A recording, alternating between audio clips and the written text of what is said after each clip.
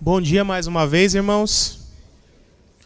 Então, hoje, na terceira semana, nós vamos dar continuidade no estudo.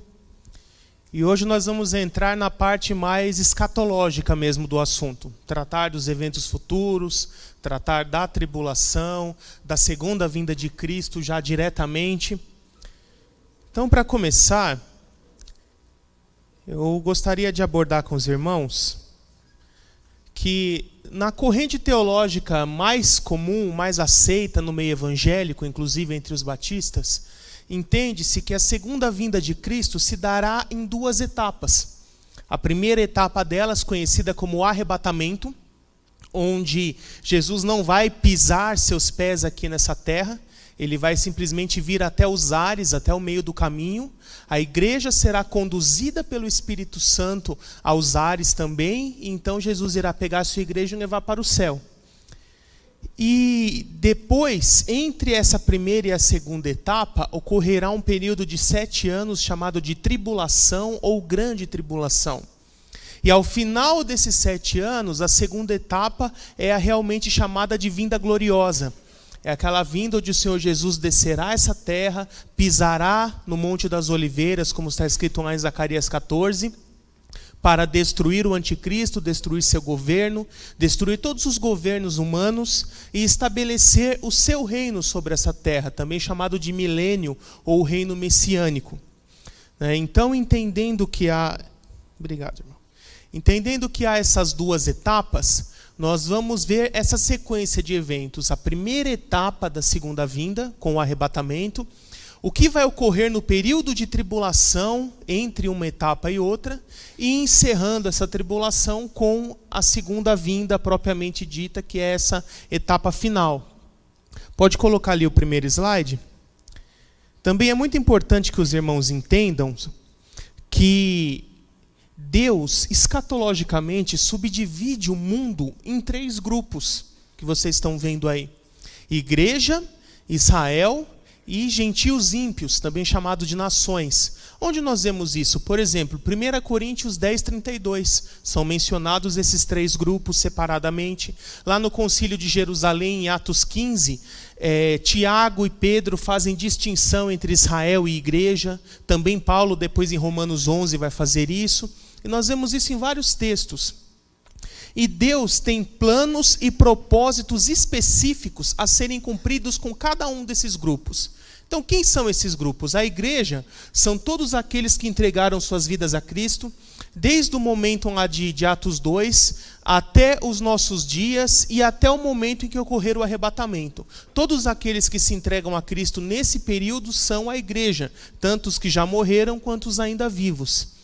E Israel? Quem é Israel? São aqueles descendentes físicos de Jacó, que seguem o judaísmo, creem no Antigo Testamento da Bíblia, mas ainda não creem em Cristo. Esse grupo, ele será quebrantado e se converterá durante o período tribulacional, que é o que a Bíblia chama de remanescente de Israel.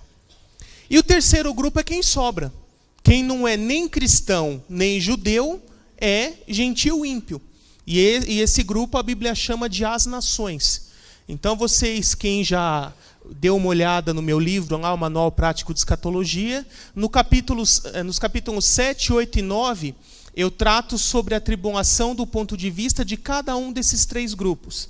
Então o capítulo 7 são os eventos relacionados à tribulação com a igreja.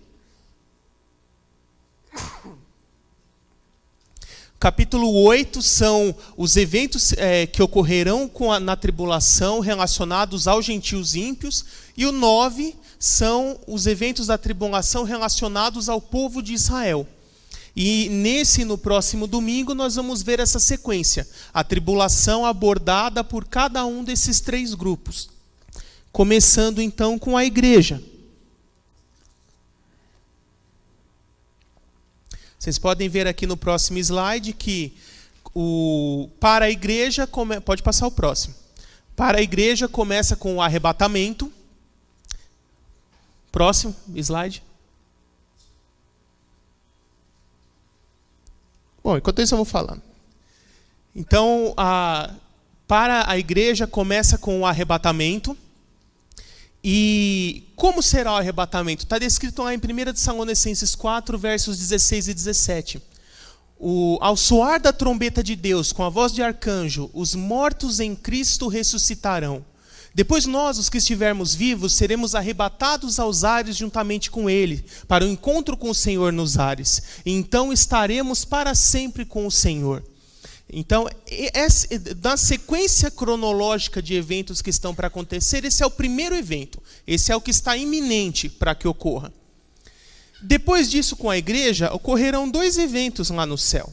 O primeiro deles é o tribunal de Cristo, que vocês poderão ver aí no slide seguinte. O que é o tribunal de Cristo? É muito importante entender a definição de tribunal. Porque no original grego do Novo Testamento, existem 2 palavras que podem ser traduzidas por tribunal.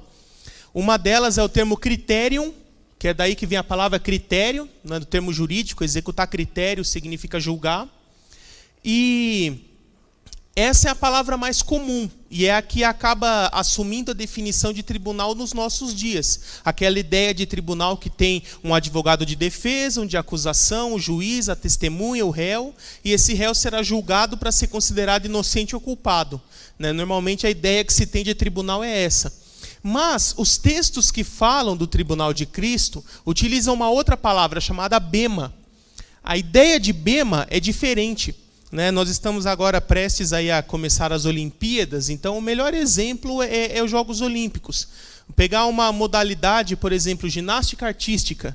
O atleta entra lá na quadra, começa a executar a sua performance com as diversas acrobacias e movimentos, e existe ali uma bancada de juízes que vai analisando o desempenho daquele atleta e pontuando a cada movimento bem executado de acordo com a qualidade daquela execução. E no final esse atleta recebe uma nota, uma média geral, e o pior que pode acontecer é ele ter um desempenho ruim e receber uma nota baixa, e não receber prêmio nenhum por isso. E essa bancada de juízes que analisa a performance do atleta é o bema. Então, quando textos, por exemplo, lá em 2 Coríntios, que fala que todos nós compareceremos perante o bema de Cristo, que é traduzido como tribunal para o português, a ideia é essa. É um momento onde o Senhor Jesus irá analisar individualmente as boas obras que cada um fez na terra durante a sua vida. E perceba que esse tribunal não tem nada a ver com salvação, porque quem participa dele já é salvo. Só vai participar dele os já arrebatados. Se a pessoa foi arrebatada é porque ela já é salva. E ali Paulo, para explicar esse tribunal, ele faz uma analogia. Ele diz assim: existe só um fundamento sobre o qual se pode construir, que é Cristo. Isso é a salvação. E aí ele fala assim: veja cada um com o que constrói. Pode-se construir com ouro, prata e pedras preciosas, ou madeira, feno e palha. Então ali ele nos dá 2 grupos de materiais. E depois ele continua dizendo: e o julgamento virá como um fogo sobre esses materiais. E aí eu pergunto para vocês, com esse primeiro grupo, ouro, prata e pedras preciosas, o que acontece quando são submetidos ao fogo? Vocês sabem? Na antiguidade, eles usavam fogo para purificar os metais e também as pedras preciosas, porque a temperatura do fogo é suficiente para dissolver as impurezas contidas naquele metal, mas não destrói o metal. Então, o metal que fica no fogo, as impurezas vão se queimando e o que sobra é um metal mais puro. Da mesma forma, as pedras preciosas também, aqueles minerais incrustados nela, vão se dissolvendo e se soltando conforme ela fica no fogo. Então, esse primeiro grupo, quando submetido ao fogo, se torna ainda melhor e com mais valor. E o segundo grupo, madeira, feno e palha, o que acontece quando vai para o fogo? Queima. E não sobra nada, viram cinzas. Mas Paulo continua dizendo: aquele cuja obra se queimar sofrerá prejuízo, contudo será salvo, como alguém que escapa do fogo. Então ali ele deixa bem claro que mesmo aquele que não tiver boas obras, que as obras se queimarem, ele não perderá a salvação por conta disso. Ele continuará salvo. O que ele perderá é o galardão, é aquela premiação que aqueles que terão as boas obras receberão. Então, muitas vezes as pessoas podem se perguntar: se a salvação é pela fé através da graça, do que vale fazer boas obras? Né? E aí alguém pode responder, é uma ordenança do Senhor. Sim, é verdade. Outro pode me dizer, aquele que é regenerado pelo Espírito Santo naturalmente irá produzir boas obras, como a boa árvore lá de João 15. Também é verdade. Mas, além disso, Deus irá dar uma premiação especial pelas boas obras que cada um fizer durante essa vida aqui na terra. E o momento em que isso será analisado e depois as pessoas receberão essa premiação é o tribunal de Cristo.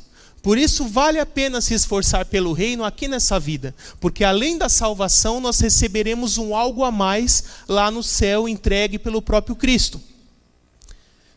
Depois disso ocorrerá o próximo evento, as bodas do Cordeiro. Jesus e Paulo também, em alguns textos, fazem analogia de Jesus e a igreja como uma noiva e um noivo, e a união desses dois com uma analogia de um casamento. E já era uma tradição antiga, desde a época dos patriarcas, de que a festa de casamento judaica durava 7 dias. Isso nós vemos lá no Gênesis, no casamento de Jacó, também depois em Juízes 14, no casamento de Sansão. E, olha que interessante, Jesus é judeu, ele nasceu judeu. Então, como um noivo judeu, ele teria que seguir essa tradição. Mas, sendo ele o Rei dos Reis e o Senhor dos Senhores, a festa não durará só 7 dias, mas durará 7 anos. Esses mesmos 7 anos que o mundo que rejeitou a Cristo estará sofrendo a tribulação na terra, a igreja, a noiva de Cristo, estará no céu com Cristo, desfrutando das bodas do Cordeiro. Fala a verdade, vale ou não vale a pena servir a Cristo? Olha a vantagem que já vai ter aí. Né? O mundo aqui sofrendo na mão do anticristo e nós lá em cima festejando. Né? Glória a Deus por isso. E nessa analogia de casamento, que ocorre essa festividade, o último dia de festa, o banquete de encerramento era chamada de a ceia das bodas do Cordeiro. Era um banquete de encerramento, era o maior banquete de todos os 7 dias. E esse banquete será na terra, não será mais no céu. Depois que Jesus Cristo voltar, encerrar a tribulação, julgar o mundo e dar início ao seu reino messiânico, aí sim, aqui na terra, junto com Israel, com os santos do Antigo Testamento, os mártires da tribulação que terão sido ressuscitados, todos esses, como diz lá o Evangelho de Mateus, se sentarão à mesa para participar da ceia das bodas do Cordeiro. Então esses são os eventos relacionados à igreja. Com a igreja, durante a tribulação, nós teremos arrebatamento, lá no céu, tribunal de Cristo, bodas do Cordeiro. Depois, ao final dos 7 anos, quando Jesus Cristo voltar, a igreja já glorificada, já ressurreta, volta junto com ele. Inclusive, Paulo fala, também o livro de Apocalipse, que nós participaremos do julgamento como juízes. Nós ajudaremos a julgar o mundo no estabelecimento do reino. E não só o mundo, mas até os anjos. Né? Não só as pessoas do mundo, mas até os anjos também. E então, quando for estabelecido esse reino messiânico, será um encerramento ali com a ceia das bodas do Cordeiro, que ao mesmo tempo é uma festa de inauguração do milênio, do reino messiânico. Então, esses são os eventos relacionados à igreja durante a tribulação. Agora vamos ver os eventos relacionados aos gentios ímpios durante a tribulação. Então, uma dúvida que se tem muito comum, e é muito comum se ouvir falar isso no meio evangélico, é o seguinte: quando ocorreu o arrebatamento, o Espírito Santo sai da terra junto com a igreja, e aí ele vai embora junto com a igreja, e durante a tribulação não vai mais ter Espírito Santo na terra. Quem já ouviu isso? O restante também, é que ficou encabulado. Né? Mas assim, é muito comum, todo mundo fala isso. Mas, na verdade, esse entendimento está errado. Sabe por quê? A Bíblia fala que muitas e muitas pessoas se converterão durante a tribulação. E João 14 diz que é o Espírito Santo quem convence o homem do pecado, da justiça e do juízo de Deus, para que ele seja chamado ao arrependimento. Ou seja, sem a atuação do Espírito Santo não haveria conversões. Por isso que nós sabemos que o Espírito Santo tem que estar presente durante a tribulação. Mas a diferença é a forma com que ele estará presente. Porque nós temos que, antes de tudo, entender que o Espírito Santo é Deus. Ele é a terceira pessoa da Trindade. Sendo Deus, ele tem um atributo chamado onipresença. Ele já está em todos os lugares. Então não tem como tirar o Espírito Santo de um lugar, senão você tiraria a onipresença dele. E o Espírito Santo, ele não veio para a terra em Atos 2. Se você abrir a Bíblia lá, Gênesis 1, versos 1 e 2, está escrito o quê? No princípio criou Deus os céus e a terra era sem forma e vazia, e o Espírito de Deus se movia sobre a face das águas. Então o Espírito Santo já atuou desde a criação. Quem criou o mundo e todas as coisas não foi só o Pai, foi a Trindade em conjunto, Pai, Filho e Espírito Santo. É por isso que depois lá em Gênesis 2, quando vai ser formado o homem, Deus diz assim: façamos o homem à nossa imagem, conforme a nossa semelhança. Você acha que Deus estava conversando com quem ali? O Pai. Não podia ser com um anjo, senão ele não falaria a nossa imagem, ele falaria: façamos conforme a minha imagem. A pessoa com quem ele estava falando, ou as pessoas, tem que ter a mesma imagem dele, senão ele não poderia ter falado desse jeito. Então ali a Trindade estava conversando. Então perceba que o Espírito Santo atuou em todo o Antigo Testamento. Atua nos patriarcas, nos profetas. Nós vemos lá ele atuando em Sansão, em outros juízes, Davi e tantos outros. Então qual era a diferença de atuação? O Espírito Santo no Antigo Testamento atuava de forma individual, pontual e temporária. Ele ia lá, tomava uma pessoa, como diz a expressão bíblica, agia por meio dela e depois isso não podia não acontecer mais nenhuma vez durante todo o restante da vida daquela pessoa. Já em Atos 2, se cumpre aquela profecia de Joel 2, 28 a 30. O Espírito Santo é derramado sobre toda a carne. Então todos aqueles que creem em Cristo recebem o Espírito Santo, que atua coletivamente na igreja, como diz lá Efésios 4 e Romanos 12 também, distribuindo dons aos homens e capacitando a igreja para a edificação da obra. Então essa é a diferença de atuação entre a forma que o Espírito Santo agia no Antigo e no Novo Testamento. A única diferença é que após o arrebatamento, essa capacitação de poder manifesta por meio dos dons do Espírito é que será levada junto com a igreja, porque isso é o que foi entregue à igreja em Atos 2. E a atuação do Espírito Santo voltará a ser como era no Antigo Testamento. No Antigo Testamento, o Espírito Santo já atuava buscando convencer o homem do pecado. Sabe onde nós vemos isso? Lá em Gênesis 6. Antes do dilúvio, Deus diz assim: não convém mais que o meu espírito continue contendendo com os homens. E dali para frente, 120 anos depois, viria o dilúvio. E quem não tivesse se arrependido morreria. Então, desde aquela época, nós já vemos o Espírito Santo contendendo com os homens, ou seja, buscando levá-los ao arrependimento. E essa obra o Espírito Santo sempre fez e continuará fazendo durante a tribulação. Então, restou alguma dúvida? Alguém ainda não entendeu bem como que será isso daí? O Espírito Santo vai sair da terra durante a tribulação, sim ou não? E quando alguém falar que sim para você, você vai dizer o quê? Então, já vão conseguir explicar? Isso é o importante. Não é só dizer que não. Vocês vão ter que conseguir explicar também se alguém te perguntar. Tá? Uma próxima questão que eu coloco aqui é o governo mundial do anticristo. Como será esse governo mundial? Esse governo também que é chamado de nova ordem mundial por muitas pessoas. Este governo iníquo, ele será baseado em 3 pilares, em 3 fundamentos. O primeiro pilar deles é uma economia globalizada.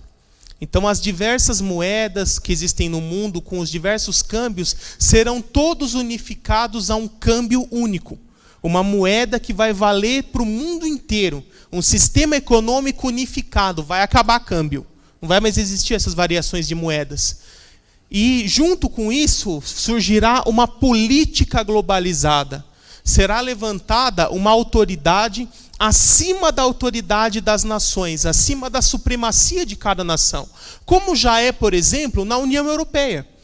A União Europeia os países que a dela pertencem têm que se submeter a leis internacionais que valem para todos os países daquele conglomerado. E essas leis estão acima da lei nacional de cada um daqueles países. E isso que é já feito na Europa será ampliado em escala global. O governo será unificado em todo o mundo. E junto com esse governo também surgirá uma falsa religião mundial. Um sistema religioso unificado, que será a única religião oficial, aceita e tolerada por este governo mundial. Será a religião oficial desse império. Todas as demais religiões serão consideradas inválidas, ilegais, e não poderão ser praticadas abertamente, sofrerão opressão. Então esses são os 3 pilares: uma economia globalizada, uma política globalizada e uma religião unificada mundial.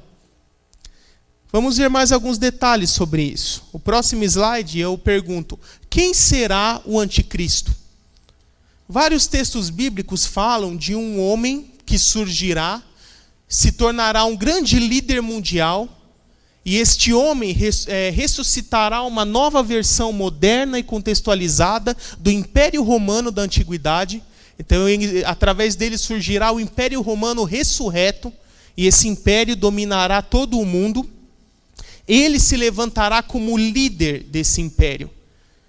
Em vários outros textos esse homem é descrito: Daniel 9, 27, 2 Tessalonicenses 2, Daniel 11, Apocalipse 13 e muitos outros textos. Então, primeira coisa, será que esse homem realmente é um homem literal? Porque a palavra anticristo aparece só 4 vezes na Bíblia, e todas elas são nas cartas de João. Mas João nunca usa essa expressão para se referir a um homem específico. Ele usa ela para se referir a uma situação, a uma condição. Por exemplo, todo aquele que nega que o Cristo veio com um corpo, este é anticristo e mentiroso. Então ele sempre usa nessa condição, na verdade como um adjetivo, e não como um substantivo. Porque esse prefixo ante do grego e também no português significa contra, aquele que se opõe. Então, ele até poderia ser traduzido como contra Cristo. Todo aquele que está contra Cristo, ou que é um opositor de Cristo. Essa é a ideia que João passa. Então, talvez por causa da palavra anticristo aparecer só nesses textos, alguns tentam dizer que não existiria esse anticristo literal. E que isso seria só uma figura de linguagem para um sistema iníquo que dominará o mundo. Mas a Bíblia, em muitos outros textos, se refere a este homem que surgirá, só não utiliza a palavra anticristo. Então, por exemplo, Apocalipse 13 chama de a besta, Daniel 9 chama ele de o rei que há de vir, Daniel 11 chama ele de o rei arrogante, 2 Tessalonicenses 2 chama ele de o iníquo, o filho da perdição, o homem da iniquidade, outros textos chamam ele de o pequeno chifre. Então, a teologia cristã, para simplificar isso, adotou o nome anticristo como um termo técnico, para se referir a esse homem. Mas você não vai achar essa palavra na Bíblia se referindo a esse homem. Da mesma forma que você não vai achar na Bíblia a palavra trindade, escatologia e assim por diante, porque são termos técnicos desenvolvidos pela teologia. Ok? Então, biblicamente, quem será esse homem? Primeira coisa, será um homem literal, como eu já expliquei para vocês. Ele será um líder político e não um líder religioso. Isso é muito importante entendermos, porque existem grupos aí de seitas pseudo-cristãs que dizem assim: o anticristo vai ser um papa, ou é o papa, e assim por diante. Biblicamente falando, o anticristo não pode ser um papa. Por quê? Daniel 11, verso 35 em diante, diz que ele não adorará nenhum Deus, nenhum tipo de divindade, de nenhum povo, de nenhuma religião, mas se engrandecerá a si mesmo como sendo um Deus. E o texto diz que ele continua dizendo assim: o único Deus que ele respeitará será o Deus das fortalezas, que na verdade é o poder bélico, o poder militar, as armas. É isso que ele vai respeitar, é isso que será o Deus dele, a fonte de poder dele. Então, o anticristo, ele não será um líder religioso, ele será um líder político. Existe outro personagem, que é o falso profeta, que vai ser um líder religioso. Esse eu vou explicar daqui a pouco. Então, esse homem será um líder político, que se levantará entre os gentios, E ele será não só alguém contra Cristo, mas ele será um falso Messias, tão convincente a ponto de fazer os próprios judeus acreditarem que ele era o verdadeiro Messias que ainda não tinha vindo. Jesus fala dele lá em Mateus 24 e também em João 6. Em João 6 ele diz assim para os judeus: eu vim em nome de meu Pai e vocês não creram, mas no futuro virá outro em seu próprio nome e nele vocês vão crer. Então ali ele já estava profetizando a vinda do anticristo e o reconhecimento dele por parte dos judeus. E Daniel 9:27 fala que o anticristo conseguirá intermediar um acordo de paz entre os judeus e os árabes para uma divisão da Terra Santa, da terra ali de Israel, principalmente Jerusalém. Por que os judeus irão aceitar tão facilmente fazer um acordo de paz intermediado por ele? Porque acreditarão que ele é o verdadeiro Messias que ainda não tinha vindo. E como nós vemos isso? Lá em Apocalipse 6, quando é aberto o primeiro selo, a Bíblia diz que sai um cavaleiro de cavalo branco, recebe uma coroa, munindo um arco e flecha, e ele sai, a tradução Almeida dizia antigamente, vencendo e para vencer. Outras traduções dizem, obstinado a vencer, com muita vontade de vencer. A ideia é essa, querendo vencer. Mas não quem já tinha vencido, ele estava querendo vencer. Grupos como os amilenistas tentam dizer que este é o mesmo Jesus que aparece lá no capítulo 19. Mas o cavaleiro de cavalo branco de Apocalipse 19 é completamente diferente desse. Para vocês verem, como eu já explico no capítulo 1 do meu livro, como métodos de interpretação, como interpretar a Bíblia de forma alegórica ou literal, toda alegoria bíblica ou simbologia bíblica tem que ser interpretada com outro texto da própria Bíblia, e não com as suposições do intérprete. Então, nesse caso, nós pegamos, começando pela arma deles. A arma desse cavaleiro de Apocalipse 6 é um arco e flecha. A arma de Jesus, em Apocalipse 19, é uma espada de 2 gumes. Agora nós vamos para o texto de Efésios 6, aquele que fala da armadura de Deus, né? E lá diz assim: utilize o escudo da fé com o qual você poderá se proteger das flechas ou setas do maligno. Então, quem usa arco e flecha é o diabo. É uma simbologia de arma do diabo. Então, se esse cavaleiro está de arco e flecha, já é está apontando que é a pessoa do anticristo. E a espada de 2 gumes? Esse mesmo texto diz: e use a espada da palavra, a espada que é a palavra de Deus. Então, essa espada de 2 gumes é uma simbologia da palavra de Deus em ação, o poder da palavra de Deus. Por isso que ela se encaixa com Jesus ali em Apocalipse 19. Então perceba que a arma já é uma arma do diabo. Jesus fala que ele já tem muitas coroas. Isso nós vemos lá em Apocalipse 4 e 5, os 24 anciãos jogando suas coroas ao cordeiro. Esse fala que ele recebe uma coroa no momento. Por quê? É naquele momento que ele recebe liberdade para agir e se manifestar no mundo. Isso se encaixa com 2 Tessalonicenses 2, onde diz que o mistério da iniquidade já opera desde a antiguidade, restando apenas que seja afastado aquele que detém a manifestação do iníquo. E esse continuará detendo até ser afastado. Então, quando esse poder do Espírito Santo for afastado, é que ele vai receber essa liberdade para agir. E é nesse momento é representado ali pela coroa que ele recebe. E o que vem depois dele, os outros 3 cavaleiros? É só desgraça. É guerra, fome, morte, pestes. Vocês acham que isso se encaixa com a vinda do Messias? Não, o Messias vem para restaurar todas as coisas, não vem para trazer um monte de desgraça. Então, mais um indício de que seria o anticristo. E o último ponto já era suficiente para resolver isso, porque quem está abrindo os selos? É Jesus. Ele abre o primeiro selo, sai correndo e monta no cavalo? Não. Ele continua lá no céu abrindo os outros selos.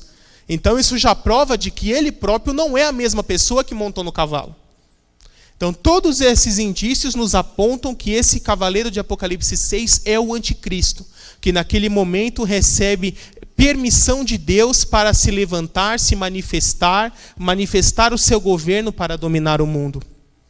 E os judeus vão fazer esse acordo de paz por 7 anos, intermediado pela própria pessoa do anticristo. Judeus e árabes farão esse acordo de paz. E durante a primeira metade desses 7 anos, o templo será reconstruído e os sacrifícios voltarão a ser realizados. Até que no meio desses 7 anos acontece algo específico. Mas isso eu vou falar quando eu estiver falando sobre Israel na tribulação. Vamos prosseguir agora. E o segundo personagem é o falso profeta. Quem será o falso profeta que a Bíblia também nos fala?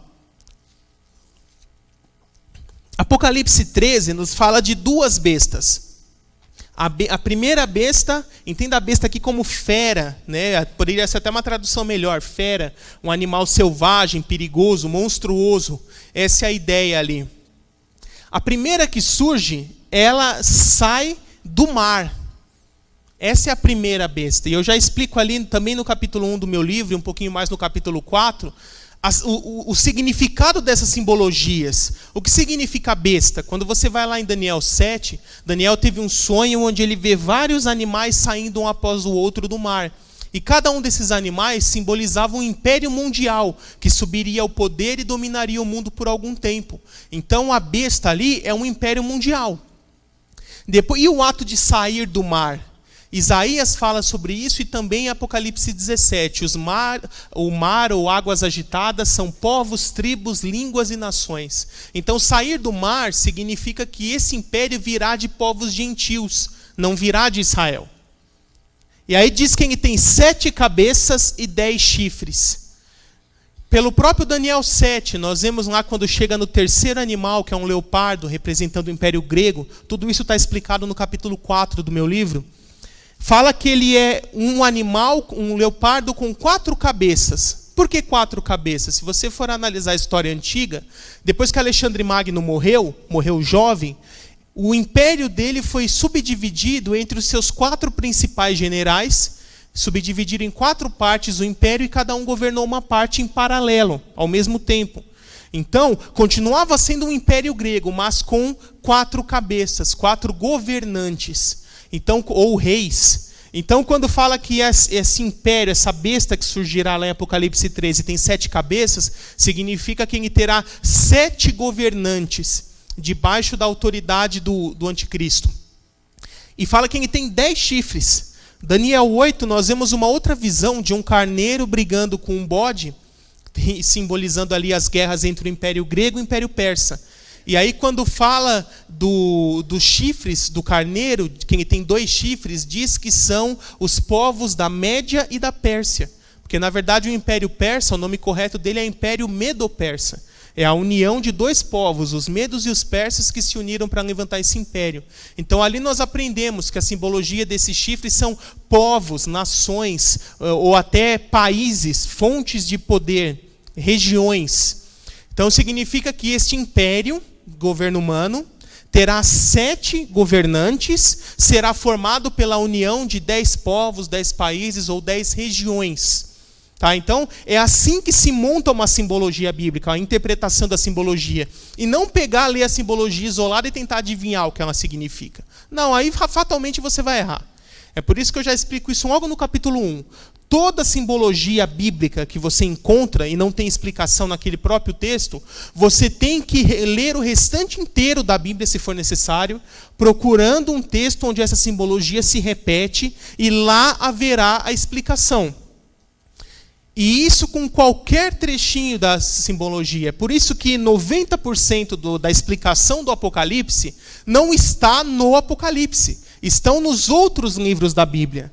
E a intenção de Deus é que antes de você ler o Apocalipse, você tenha lido todos os outros 65 livros que vêm antes dele. Para quando chegar lá, você já tiver uma noção melhor. Mas fala a verdade, quem faz isso? Quase ninguém. Normalmente é assim, a pessoa acorda um dia mais inspirada e fala assim, eu quero saber como vai ser o fim do mundo. Aí ele vai lá, abre o Apocalipse, lê só o Apocalipse sozinho, não entende nada e fala assim, poxa, que livro difícil. É lógico, você leu só o final da história. Imagina você pegar lá a trilogia Senhor dos Anéis, versão estendida, quase 4 horas cada filme. Aí você assiste a última meia hora do último filme e quer entender a história inteira. Né? Nessa analogia, percebe-se que é óbvio que vai dar errado, mas todo mundo tenta fazer isso com a Bíblia. Lê só o Apocalipse e quer entender tudo. Então, isso já vão lá desde o capítulo 1 explicando a forma certa de interpretar. E todas as simbologias do Apocalipse que não estão explicadas no próprio Apocalipse, têm explicações em outros textos da Bíblia. Se você não quiser ter o trabalho de ler a Bíblia inteira 3, 4, 5 vezes procurando a explicação de um versículo, eu tenho uma boa notícia para vocês. Eu já tive esse trabalho por vocês. Então, se você quiser já ver onde tem a explicação de cada texto com o seu respectivo texto que o explica, basta ler no meu livro. E lá já está tudo explicadinho. Tá? Mas prosseguindo. Quem será o falso profeta? Qual a importância desse segundo personagem no cenário do fim dos tempos? Malaquias 4, versos 4, 5 e 6, é o finalzinho do Antigo Testamento, tem uma profecia. E ela diz que o profeta Elias, aquele mesmo que subiu vivo aos céus, irá retornar a este mundo um pouco antes da vinda do Messias. E ele irá apontar para o mundo e para Israel quem é o Messias. Quando João Batista veio no Novo Testamento, ele não é o próprio Elias, mas ele veio no espírito de Elias, ou seja, com a mesma missão que Elias terá no futuro. Porque ele também veio para apontar para Israel quem é o Messias. Lembra quando Jesus estava vindo para ser batizado? Ele aponta e fala: eis o Cordeiro de Deus que tira o pecado do mundo. Né? Mas, mesmo depois que João Batista já tinha morrido, lá em Mateus 17, Jesus fala assim: e Elias ainda virá.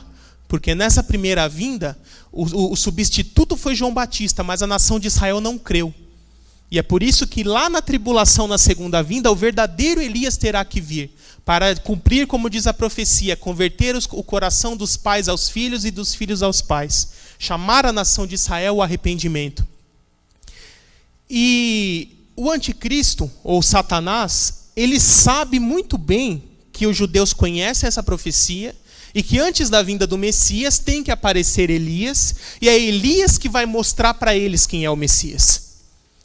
Então perceba, né, isso se encaixa muito bem com o que eu falei agora há pouco, 2 Tessalonicenses 2. Esse mistério da iniquidade, esses planos do diabo de trazer o anticristo ao mundo, já estão sendo planejados e estruturados desde a antiguidade. Olha o que Satanás vai fazer. Para que Israel creia no anticristo como sendo o verdadeiro Messias, que ainda não tinha vindo, segundo eles, ele também tem que providenciar um falso Elias, para convencer o povo de Israel de que ele é o verdadeiro Elias que retornou. E como nós sabemos isso? Quando nós lemos em Apocalipse 13, diz que pelo poder de Satanás, o falso profeta faz sinais e maravilhas à presença de todos, fazendo até cair fogo do céu. Qual foi o principal sinal de Elias? Lembram lá? 1 Reis 18, profetas de Baal, fazer cair fogo do céu. Então, através desses sinais realizados pelo poder de Satanás, ele irá convencer Israel de que ele é o verdadeiro Elias que está retornando. E nesse mesmo capítulo ali de Apocalipse 13 diz assim: e o falso profeta leva o mundo a adorar a primeira besta, que é o anticristo. É por isso que o anticristo não será um líder religioso, ele será só um líder político e militar. O líder religioso será o falso profeta, e ele será o líder dessa falsa religião mundial, e ele vai levar o mundo a adorar o anticristo e a sua imagem. Através desses sinais, ele convencerá o mundo de que ele é o Elias que retornou, e depois ele apontará o anticristo e falará: este é o Messias, sigam-no. E assim ele convencerá Israel e todo o mundo de que aquele homem realmente é o Messias. E por isso ele conseguirá com sucesso fazer esse acordo de paz entre judeus e árabes que ninguém consegue fazer. E esse mesmo falso profeta, em conjunto com o anticristo, pode passar o próximo slide, ele irá instituir um dispositivo que a Bíblia chama de a marca da besta. E essa marca, a Bíblia diz que quem não a possuir não poderá nem comprar, nem vender coisa alguma. estará excluído da economia, excluído do sistema financeiro. Será um dispositivo que as pessoas receberão na mão direita ou na testa. E quem se recusar a receber esse dispositivo será perseguido, preso e morto. E Apocalipse 20 nos explica como. Serão mortos por decapitação. Esse será o governo do anticristo. Muito se fala hoje sobre esse chipzinho chamado Mondex. Tem o tamanho de um grão de arroz, contém todas as informações, os documentos da pessoa, histórico médico, também serve como cartão de débito, cartão de crédito, serve como um rastreador GPS para encontrar a pessoa em qualquer lugar do mundo. Ele funciona com uma bateria de lítio que se auto-recarrega com o próprio calor do corpo da pessoa e tem uma vida útil de 10 anos. E olha que interessante, se depois de colocado, alguém tentar tirar, sem ter um instrumento próprio para isso, corre um grande risco de quebrar o vidrinho, que é o invólucro desse chip, e o lítio vaza para a corrente sanguínea, a pessoa morre em 15 minutos. Então, depois que colocaram, também provavelmente não dá para tirar. Aí talvez você possa pensar assim, e se alguém pegar a mão de outra pessoa, cortar fora e colocar a mão lá no sensor?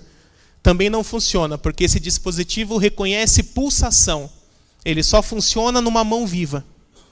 Tá? Então, o negócio é bem planejado. Mas seria coerente dizer que hoje isso é a marca da besta? Não. Sabe por quê? A marca da besta será instituída durante o período tribulacional. E não é simplesmente ter um chipzinho na mão que vai fazer a pessoa ir para o inferno. Porque Apocalipse 14 diz que aqueles que recebem a marca da besta estarão irreversivelmente condenados ao lago de fogo. Então, não é simplesmente receber um chipzinho. Senão seria muito simples. A pessoa é alvejada ali com um dardo tranquilizante, desmaia. Aí eles levam ela para a clínica, inserem o chip com ela inconsciente. Aí ela acorda, olha para a mãe e fala, vou para o inferno. Né? Não é assim que vai funcionar. Para receber esse dispositivo, diz que ele tem o nome e o número do império da besta. Ele é identificado com o império da besta. Ou seja, para receber esse dispositivo, a pessoa terá que jurar fidelidade ao anticristo e ao seu governo. Terá que reconhecer que só ele é Deus e que não existe outro. E esse é o motivo pelo qual essa pessoa está sumariamente condenada. Não é por ter um chipzinho ou não. O chip é a consequência. Mas nós não podemos cair no erro da geração dos anos 80, que enfaticamente naquela época dizia assim, o código de barra é a marca da besta. Né? Quem aqui pegou essa época? Bastante gente, né? E o negócio até parecia dar certo, sabe por quê? Se você olhar o código de barra, ele tem 3 barrinhas que não tem número. Uma no começo, uma no meio e uma no fim. E a espessura dessa barrinha é a mesma espessura da barra que representa o número 6. Você pode pegar qualquer código de barra que tiver um número 6, olha a espessura da barra e depois compara com essas que não tem número. Você vai ver que é a mesma espessura. Então, algum dia alguém bateu um olho nisso e falou, um 6 no começo, um no meio e um no final, é 666, é a marca da besta. E na época surgiram até filmes em que a pessoa tatuava um código de barra assim na mão, na testa, né? Mas o tempo passou, a tecnologia avançou, foram desenvolvidos equipamentos mais sofisticados do que esse, tecnologias mais avançadas, que tornaram o código de barra para essa finalidade obsoleto.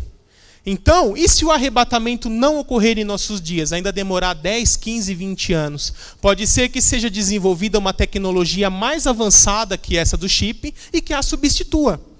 Né? Então, é um erro você hoje dizer esse chip é a marca da besta. A posição mais sensata é você dizer, caso o arrebatamento ocorra em nossos dias, esse é o dispositivo mais provável de vir a se tornar a marca da besta. Mas hoje ainda não é. Tá? Que é uma outra questão que o pessoal tem muita dúvida. E aqui eu termino de falar a parte relacionada aos gentios ímpios durante a tribulação. E no domingo que vem, nós vamos ver os eventos associados a Israel durante a tribulação. Então nós vamos ver esse acordo de paz que será realizado, conforme diz Daniel 9:27, depois a quebra desse acordo, a aceitação do anticristo como um falso messias pelos judeus. Nós vamos ver também os 144 mil, quem serão eles, onde estarão, o que vão fazer, qual é a função deles. As duas testemunhas também, será que são literais ou alegóricas? Quem serão, o que vão fazer? Vamos ver também sobre a guerra do Armagedon, como ela começará, qual será o seu desfecho, quais eventos estão associados a ela.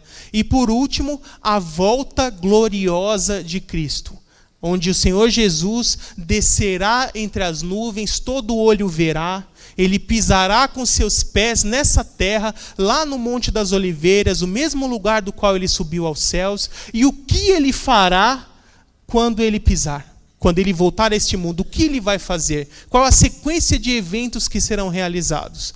Tudo isso nós veremos na semana que vem, a quarta semana, que é o último dos estudos.